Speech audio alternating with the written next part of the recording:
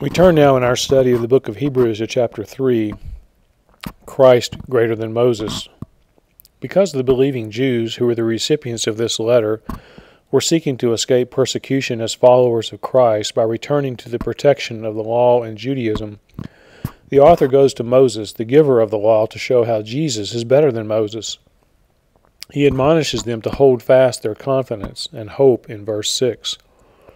The author uses Israel's test at Kadesh Barnea as an illustration in chapter 3 of the test his readers were undergoing.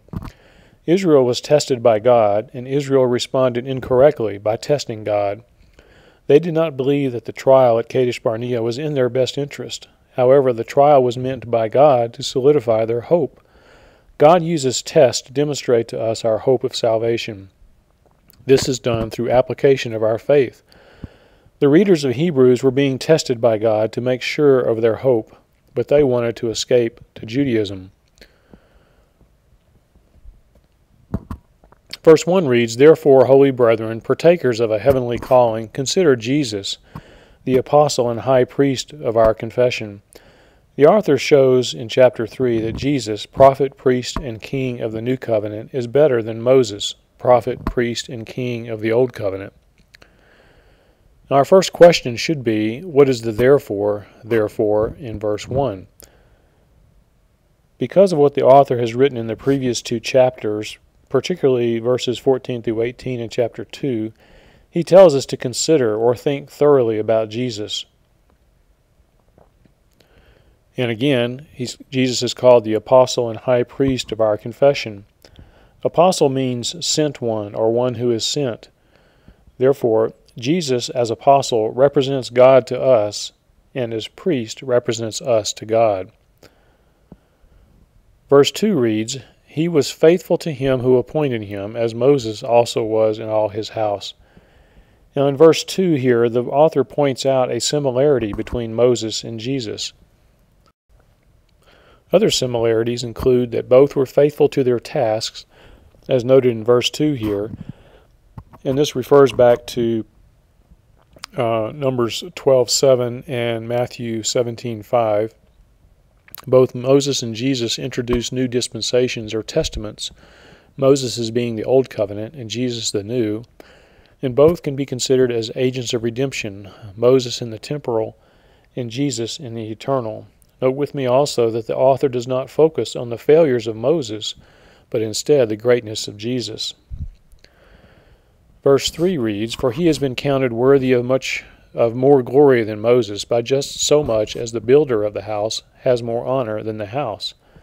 So Jesus is due more glory than Moses because he is the builder and Moses is the thing built. Verse 4 reads, "For every house is built by someone, but the builder of all things is God." The deity of Jesus is implied here in verse 4 because it ties back to verse 3. As Jesus is the builder of the house, and therefore he must be God. Verse 5 reads, "Now Moses was faithful in all his house as a servant, for a testimony of those things which were to be spoken later." Usually in the New Testament, the word for servant is doulos, which means a bondservant or slave. In fact, first-year cadets at the Air Force Academy in Colorado Springs are called doolies because they function pretty much as servants or slaves in their first year there. And this is how Paul characterized himself. However, the word applied to Moses here is the word therapon, which has a higher status and means a faithful friend to a superior, one who looks after the superior's interests, one who serves willingly. Jesus in John 5:46 and Luke 24:27 refers to Moses as prophesying about him, and that's what's being illuminated here. So Moses is a servant, and Jesus is the son. Now we've built a chart of comparisons between Moses and Jesus here, and we have one final one.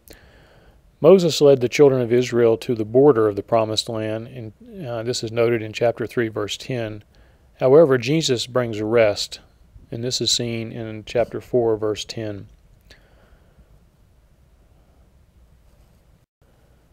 Note with me in verse 6 here. But Christ was faithful as a son over his house, whose house we are, if we hold fast our confidence and the boast of our hope firm until the end. So we see that we are part of the house or family of Jesus if we hold fast to our confidence and hope in him. Note also that the hope spoken of here is an eternal hope. An eternal hope is only vaguely spoken of in the Old Testament, if at all. The hope of the nation of Israel was a temporal hope. In the New Testament, we see the clear introduction and development of an eternal hope, and here these Jews are reminded of their eternal hope. So our task is to hold fast. So as we turn to our so what questions for this session, the first one is, how is hope formed? And as a hint, you might look at Romans 5, 2 through 5. And the second one is, what are some ways that you can hold fast to your confidence in him, in Jesus? So I'd like for you to pause the video here and consider these so what questions. And then you may restart the video and look at the last observation and consider that as well. So the last observation is, hope is formed during a time of few options to motivate us during a time of many options. So you may want to consider that as well in your group, and we'll pick things up in verse 7 in our next session.